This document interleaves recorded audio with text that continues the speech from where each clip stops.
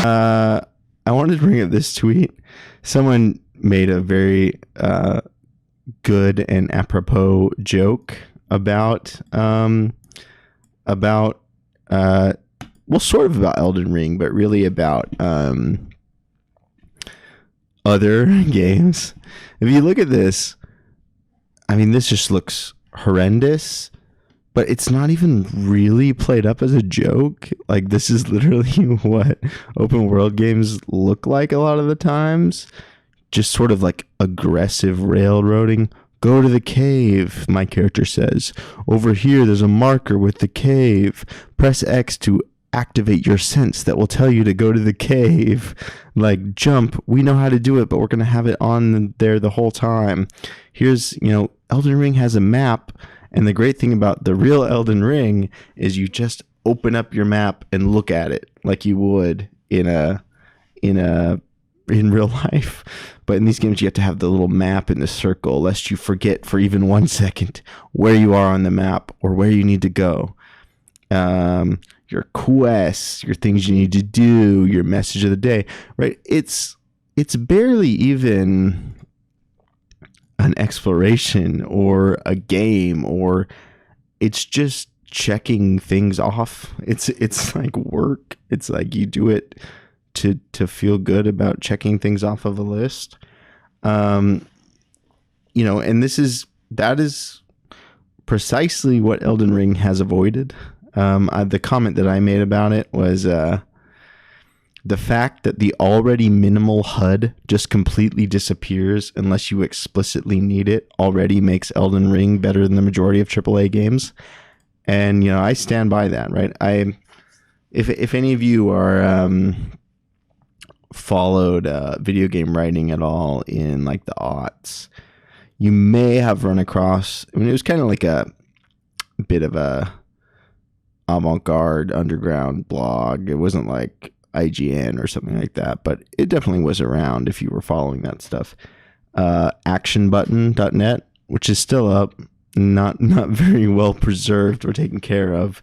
And obviously Tim Rogers, who runs it, is now pretty popular. He started making YouTube videos, and at first I thought I didn't like the YouTube videos just because it's changed a little bit, right? The way he wrote directly leads to the way he talks in the videos, but he really has this different approach where he's making these jokes that were not in the essays.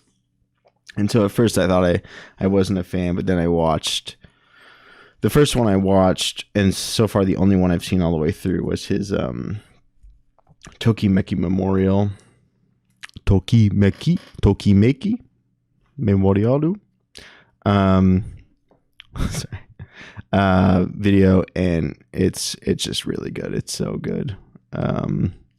He does a Ezra Poundian cantos where he takes the aesthetic artifact, the game, and loops it into a certain temporal history with himself. So it's like there's something personal, but it's not exactly personal because it's like doubled and tripled in history. It's just so good. Anyway, that's besides the point. But one of the things that this Action Button website that Tim Rogers ran really emphasized, probably too much, all things told, was getting the HUD off the screen. No HUD on the screen is what they wanted. But for this reason, right? That games should be. They also had this idea of friction, right? That games should be these frictive, in their term, experiences that kind of get in touch with a sort of physical, the kind of embodied physical motion or play that and only a game can get in on. I don't agree with that completely, but I agree with it a little bit.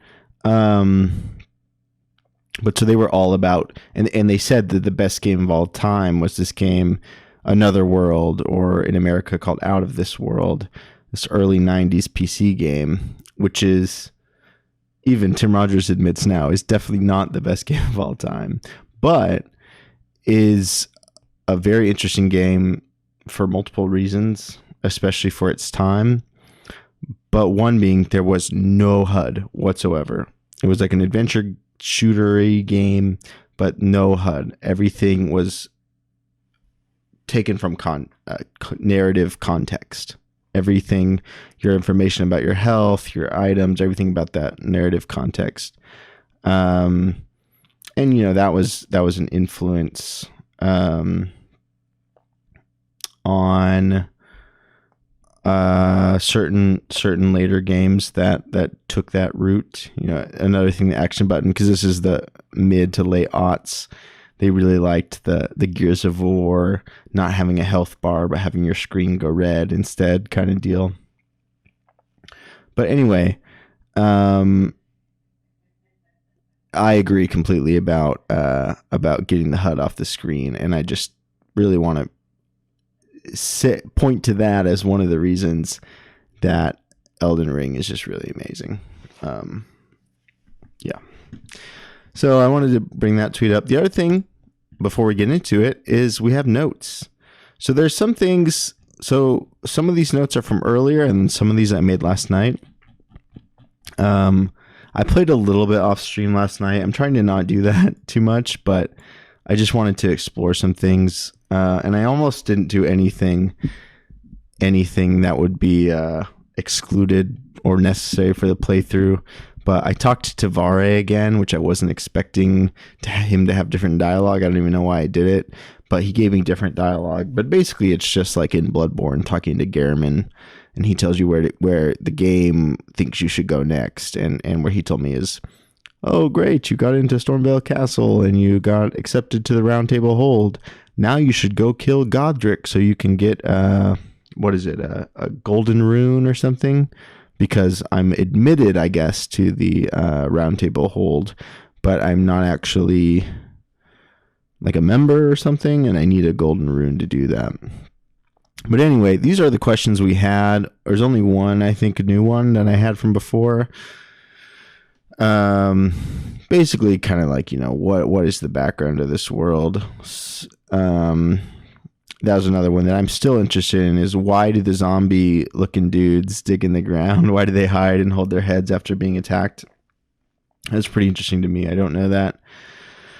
So we met Melina, or she came to us at a site of grace and told us, I think she said she could serve as a maiden or act as a maiden or something like that. So I guess we are still maidenless.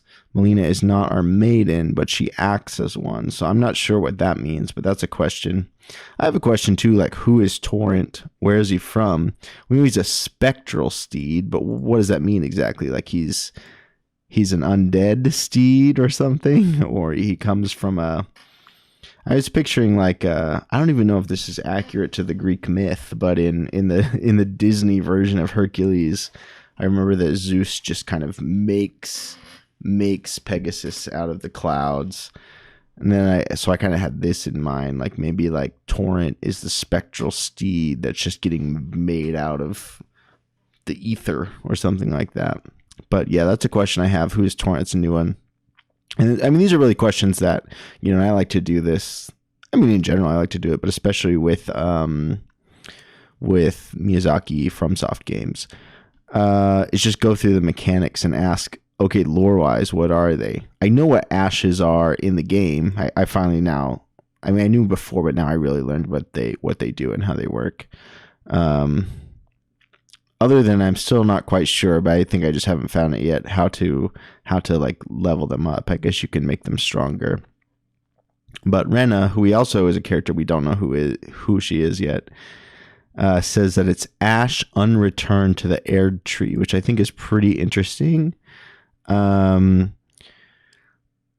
it's ash from the Erd tree, which would explain why it's like magic or something, since that's basically the magic of the world is the Erd tree. But why would you want to return ash to the tree? That I don't know. And that's a question I have that's interesting.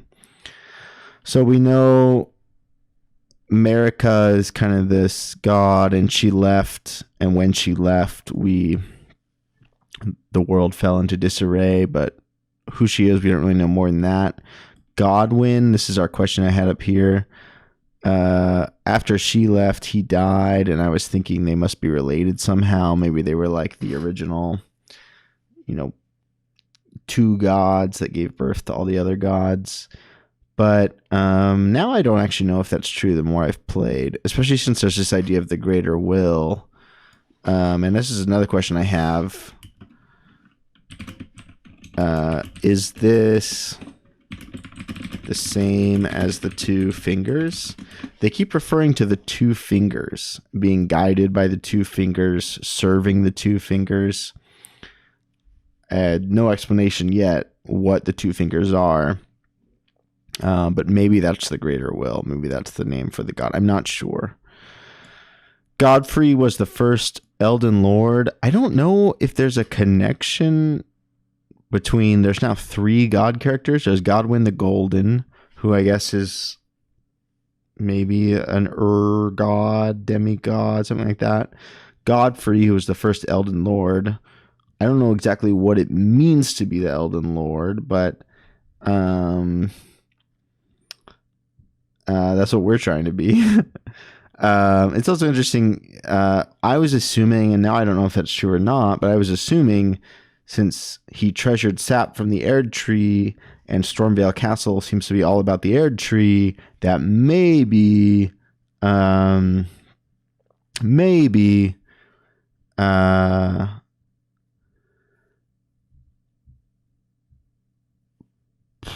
do I want to say? Maybe, Godfrey is the king of Stormvale Castle or founded Stormvale Castle or something like that. I also know now, well, because I also saw it on Twitter, a little spoilers, not much, but, and also because Vare told me to go there, that Godric is like the final boss, I think, of Stormvale Castle. So is he a descendant of Godfrey, also the king now of Stormvale Castle? I don't know, but there's these 3 god characters. I feel like they have to be connected, but I don't know. The Tarnished. I'm actually still not clear. I think these are the Tarnished, but then it seems like there's a lot of Tarnished. I don't know. I realized I met Fia in the Round Table Hold, but I didn't put it together that this was Fia, the deathbed companion from the intro movie. And then we've got these other ones. There's Melina, who we still don't know who it is. She wants us to take her to the foot of the Erd Tree. I don't know what that is, but I immediately am guessing like, that's like, or not guessing, but I'm immediately thinking of, if you guys remember that book or movie Holes, where he like breaks a curse. I can't remember the storyline, but his ancestor made a curse or something by not carrying the woman to the tree or something like that. I can't remember. Rena, we don't know who that is. This stuff we can kind of ignore because this is stuff we already talked about. And then what I want to get into today, I think this is one thing that I think would be different about this playthrough. A lot of times when you watch like Souls or From lore videos, what you do is what they're doing is looking at like the bigger lore, like exactly what we were just talking about, like what was the Shattering, what is Stormvale Castle, and I love all that stuff. Like don't get me wrong, I love that stuff. But one thing that I think is also cool that I personally like just as much, sometimes even more, is like more micro lore, like on the ground history as opposed to big picture history, right? Because I like when I study history, I love learning about the great events, the big wars, whatever. But I also just like being like, what was a medieval peasant's life in medieval Europe? What was their peasant's life like? What did they do? Right? Things like that. I'm interested in those small questions also. And I think Souls games allow that also. So that's why I like, for instance, there was someone, I just actually, because I was thinking about her, I just looked her up. And she's changed her social media profile names, and I can't remember what she changed it to, but the original videos that I'd seen like 5 or 6 years ago, and they're still under that name, were under the name Brutus, Brvtus, I believe. She made these videos called like Bloodborne Lore Bites. And like the first one, I love that one, was about the Great Bridge in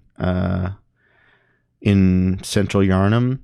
And it was, it wasn't about all the kind of big picture stuff of Bloodborne, like the Healing Church, the Bergenworth, the Old Gods. It was just what was the function of the Great Bridge. And she pointed out how there's carriages all over town. There's the little cases of blood vials. The bridge connects to Cathedral Ward. So this must have been, she says, how trade worked, especially, of course, the main commodity that Yarnum was making Yarnum rich, from the small village that it was in Old Yarnum to the big flourishing city, which of course is the blood, the healing blood. And you can see that there was a connection between, or a division between the richer Cathedral Ward, who is probably people mostly directly connected to the church somehow, versus the other inhabitants that lived in Central Yarnum. And the main bridge was the main point of distribution and delivery of the blood vials. And that's just lore of like, how does the city work? Like, how is the city planning? It's not explicitly about the big level cosmic stuff, but to me, that's just so cool. I loved those videos, and she only made a few. I wish she had made more because they were so cool. But anyway, I say that to say I want to do that with Elden Ring also.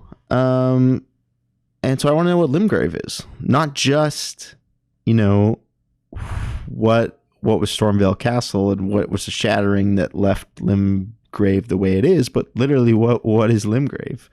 Who lived there? What kind of stuff happened? And so that's going to be the focus. I've decided, I decided to do this independently, but then I just found out, just from listening to the first Elden Ring Bonfireside Chat episode right before I started this, that they're doing the same thing, which is just because it makes perfect sense.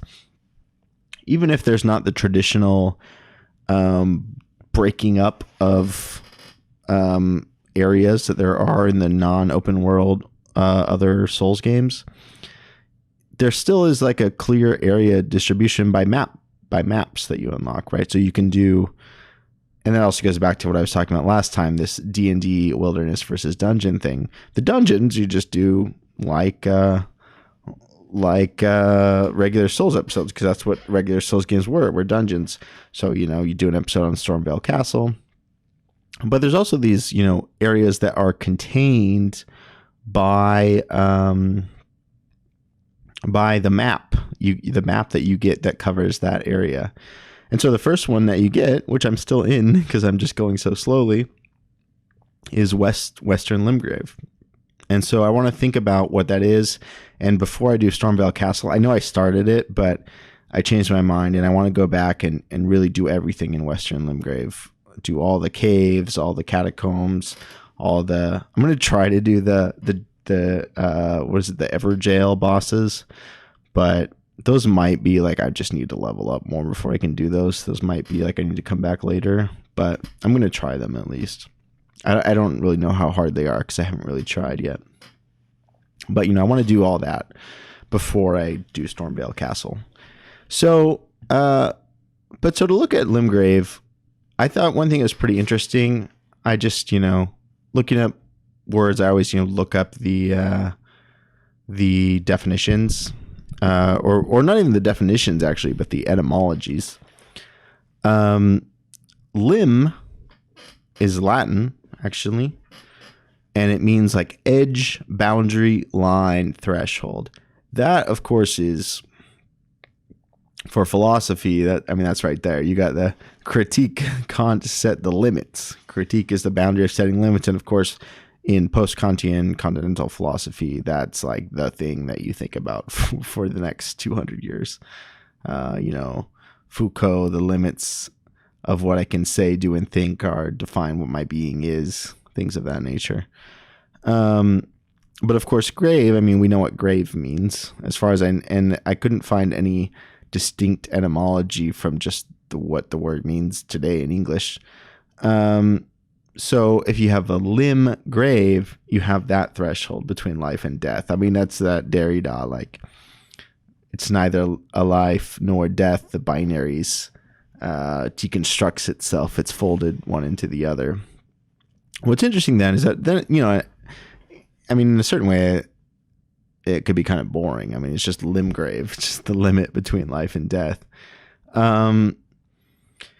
But I think if you read it in that philosophical sense, it's actually pretty interesting, right? The limit point of life and death.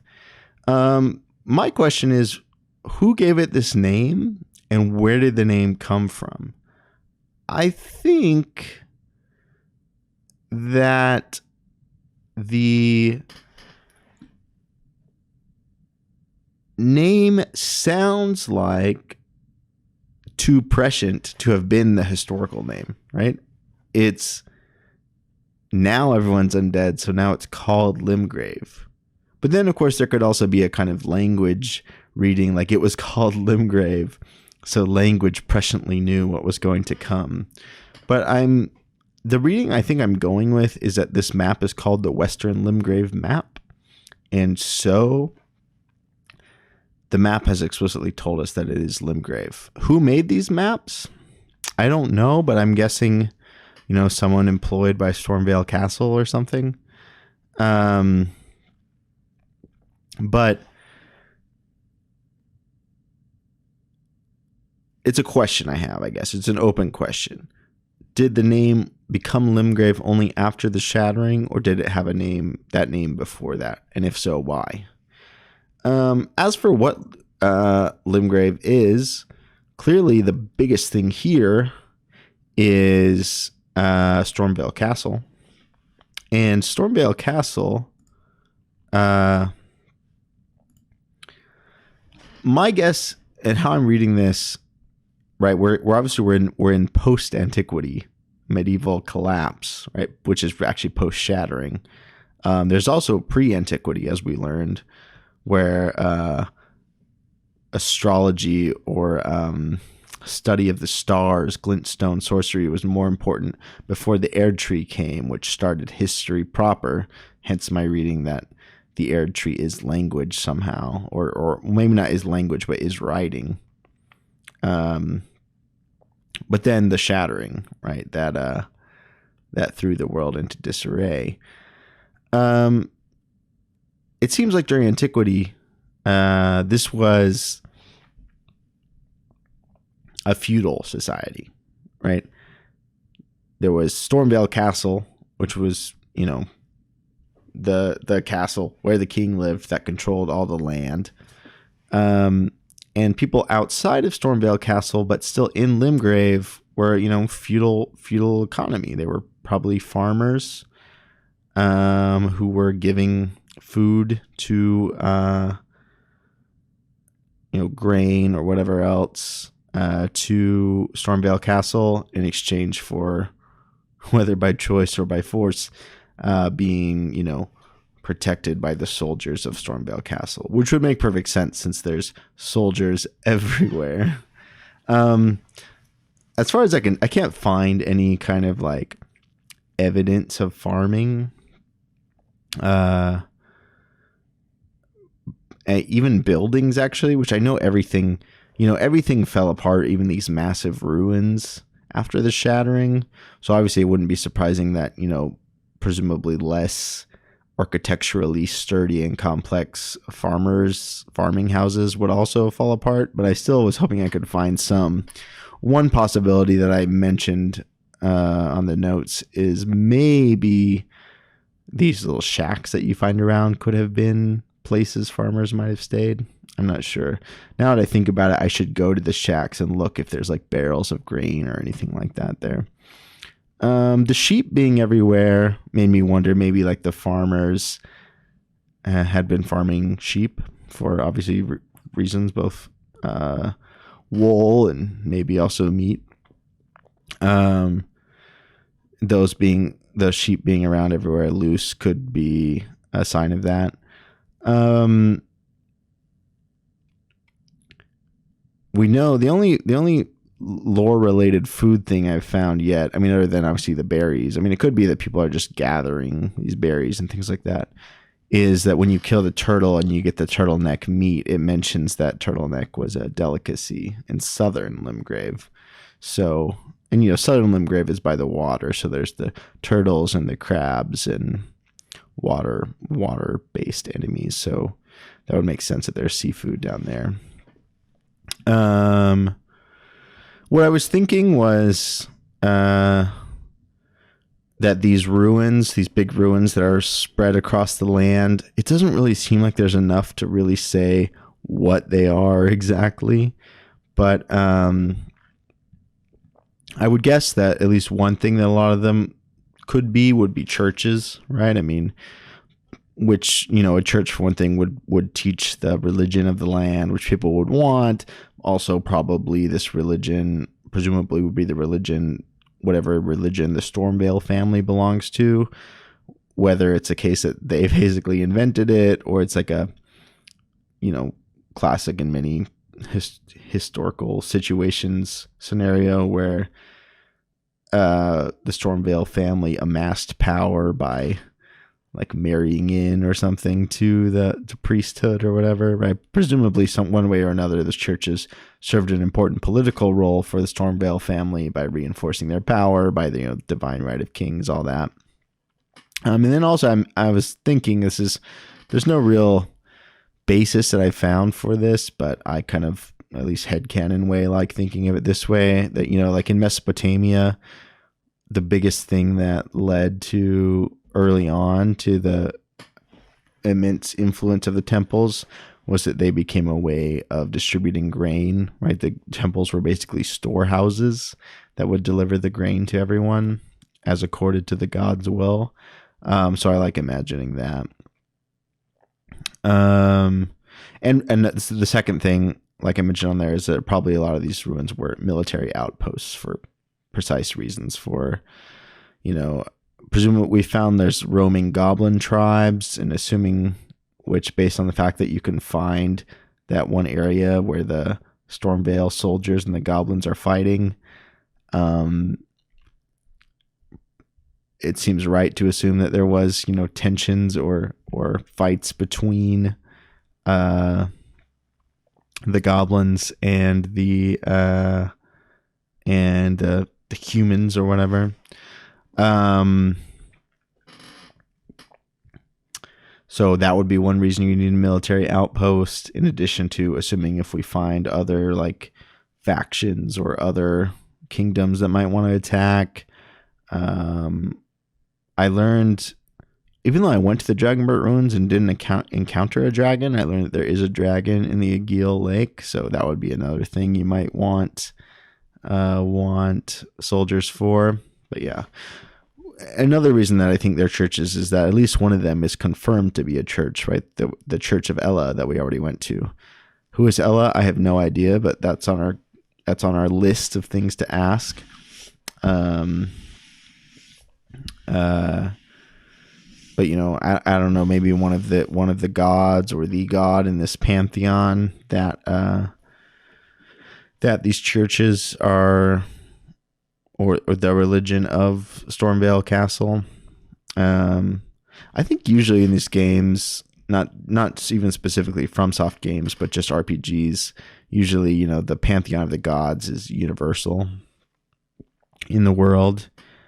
And it makes sense why, but I think it would be cool, and maybe this game will do it, but I don't know. It would be cool if like you went to a different kingdom and they just had completely different gods. Like it wasn't like, oh, these are the gods that are true for all places, but each place had its different gods. I think that would be cool. Characters we've met, that's not a complete list, or maybe I was just keeping it to characters we met in Limgrave. Vare, we still no idea who that is. Kale, we don't really know, but we know that he has a people that's separate from any of the ones mentioned so far. They're like these unnamed nomadic merchants.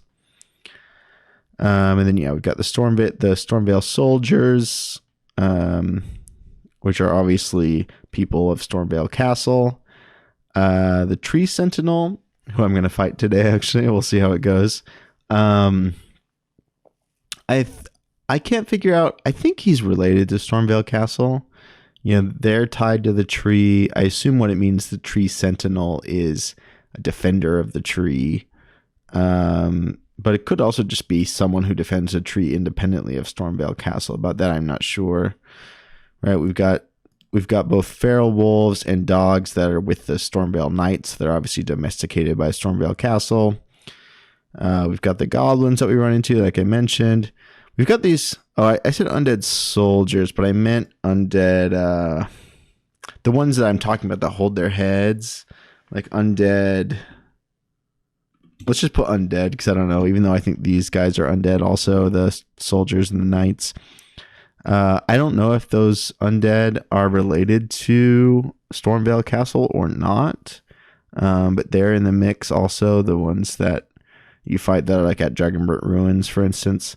And then, I just made a list of I tried to make a list of everything that we encountered, and everything else is really just wildlife. We got, and it's that classic D&D thing where it's,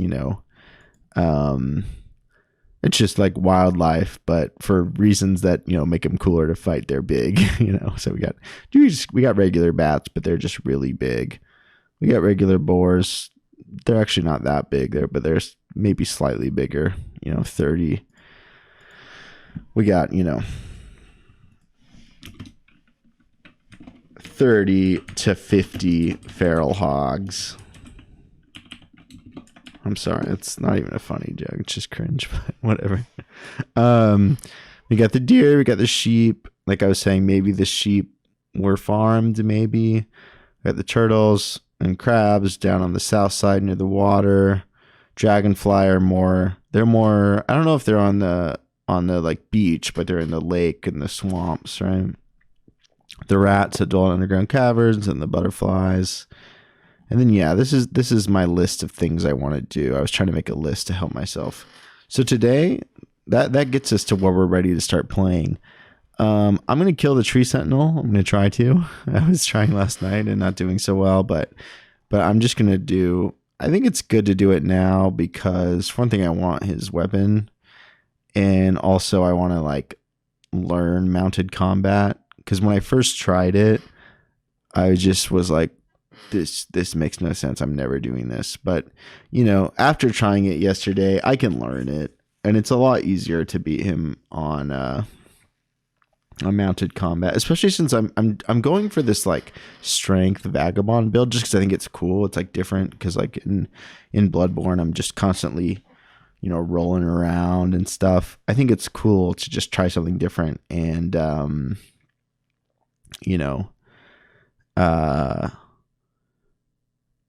not be rolling around, but rather have a big shield, especially since you have this guard counter in this game. Big shield combo into R2.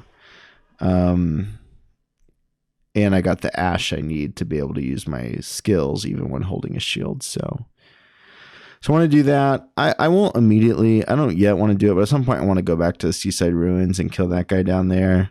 But I really want to go over to the west, which I realized, I don't know how I missed it, but I didn't explore the beach on the west at all. It seems like there's like too many dungeons there. The caves, which we already did one of those caves. So we know what they are gameplay wise, but lore wise, they're basically, natural caves, natural dungeons. And the one we fought, I can't remember who the boss was, but I'm thinking like lore wise, the caves are just